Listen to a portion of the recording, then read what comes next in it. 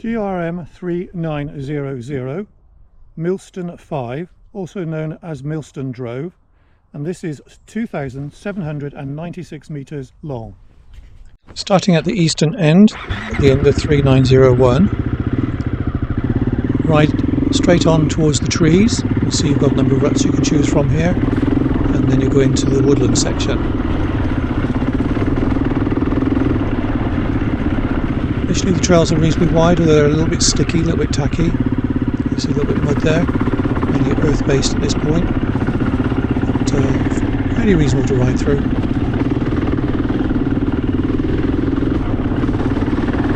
As you see, it's a nice little copse woodland area that you ride on through.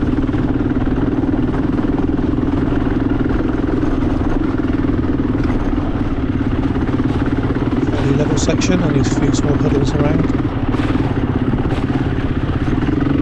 Ruts get deeper though in places. A bit of chalk coming through here, so a little bit slippery underneath.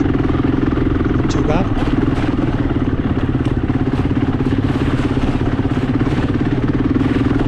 Again, it gets a bit tacky where there's puddle, but otherwise reasonably straightforward level ride. Again, beginners might find this slightly tiring due to the narrowness of the ruts to start with, but eventually it does open up and make a much easier ride.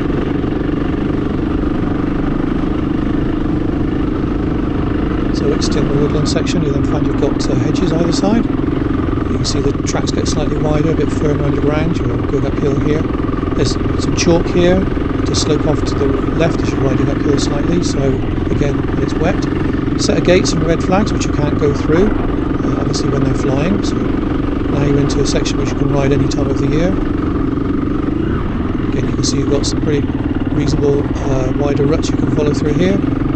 Go over this road that crosses, and just be aware that there's a fair bit of chalk and clay in the wider trails here. It can be a bit slippery. I have slid off the bike once here when I put the brakes on too quick, so just be aware, keep a constant speed. And then there's this long stretch where you cross several paths crossing, you just carry straight on.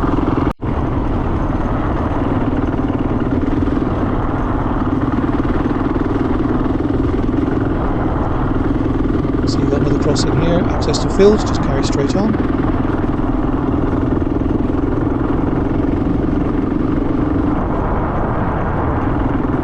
Further crossing, again, just keep going.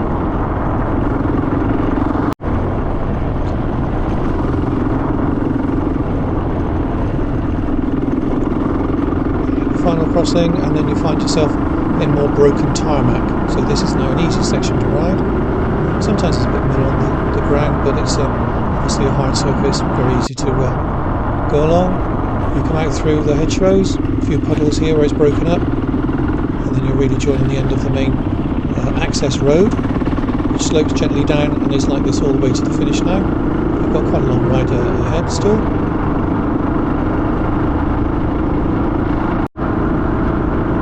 You'll find halfway down the trail you've got a farm with farm buildings over on your left hand side. Again, carry on.